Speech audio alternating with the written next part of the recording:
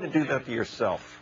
Welcome back. More and more companies investing in natural gas exploration projects on the U.S. Mainland. Nick Atencio runs Mainland Resources, which has projects in Louisiana, Mississippi, and Texas, and it's great to see you. This is the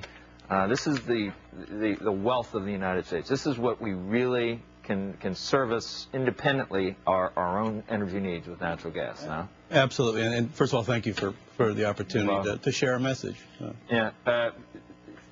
How do we do it, though? I mean, it's hard to move around. It's hard to transport. It's that we don't really have the infrastructure to power vehicles yet, but that's part of the Pickens plan, right? Well, our industry is progressing the technology, and we're seeing more and more opportunities for natural gas in the United States. It is, in some cases, a regional commodity, but the industry is adapting. I mean, we're seeing quite a bit of opportunities for natural gas in the U.S. Do you feel like the government, when it talks about renewable energy or alternative energy and the new society that the administration envisions, do you feel like natural gas gets a short shrift? Well, I think it gets a fair. I think it gets because it actually might work. I mean, solar and wind are so far off. I mean, to some extent they're viable, but natural gas is here. Natural gas we know how to extract. Cheap. Natural gas is part of the industry, and it's clean. It's a clean burning fuel. What's the downside? Well, I don't understand. Is it climate change? Is that what holds people back? Because it's still a hydrocarbon, although it's much cleaner than... Concerns about fracking, right? I guess fracking. I wasn't going to curse on air, but is that that's an English term for? Wouldn't Austin Powers say fragadelic? Or, shagadelic. Oh, that's shagging. Yeah. Fragging is what's fragging? Or is it fracking? What's fracking? Fracking is introducing fluids and proppants into a formation, specifically the Haynesville, where our focus is, right. In the Haynesville.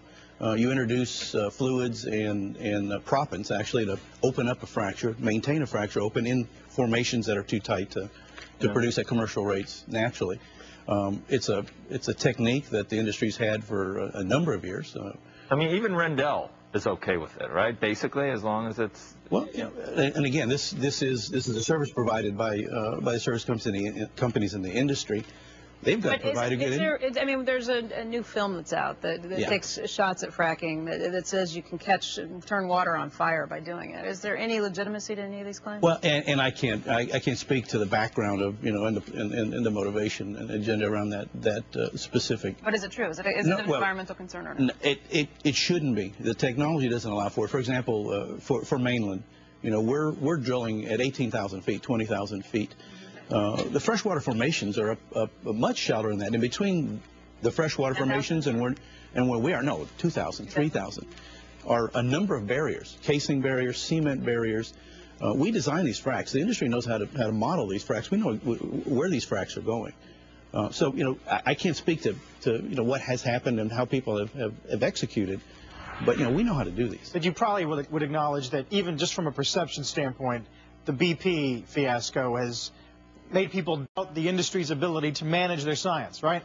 Well, better or worse? Doing good, thinking about safety, thinking about your customers. Our customers are the leaseholders. We need to make sure these people, we don't change their quality of life. We look at safety. We look at these things. This is a science. This is a technology. And yes, if you're not looking at those kinds of things, if you're not looking at safety, if you're not looking at really doing your homework on your business, then you're getting your customers angry, and that's just bad business. Sure. As BP has proven. Right. Is there any pending legislation that some type of adverse environmental accident could spawn, or could at least increase the likelihood of passage? I mean, is there something ready to go? I'm really not aware. I don't know at this moment. I don't know. The only thing that you're really dealing with is the price of natural gas, I guess, and that's quite a bit lower. That's because of the recession? Or? Yeah, well, for us, for Mainland, the price of natural gas we can affect to a great extent. So what we do is we need to look how can we affect our margin? Well, we affect our margin with our cost structure. We entered into the Haynesville in northwest Louisiana early, and we got the land prices, leasing at a very low price before, $200, $400 an acre before it went up to $30,000 an acre. So we went in quickly. We developed a really nice Haynesville field in northwest Louisiana. we took that learning curve straight to Mississippi. We now have a really, really exciting prospect in Mississippi that has an extended Haynesville section. We're drilling it right now, and it's offset to a well that drilled a thick Haynesville section that has evidence of gas in the Haynesville. So, you know, we're taking our thought process and our experience to that point. But when you look at what we can do is try to improve our margin. Yeah. How you do that? You reduce your cost. You get in early. You get a low cost basis. Whatever the price is, it is. But we're going to make sure we optimize our margins. And it's a domestic, it's something we control, not something that we're selling. Absolutely. Right. Absolutely. Right. Nick, thank you. Appreciate your time today. All right. Well, thank you. Coming up this morning, are you addicted to social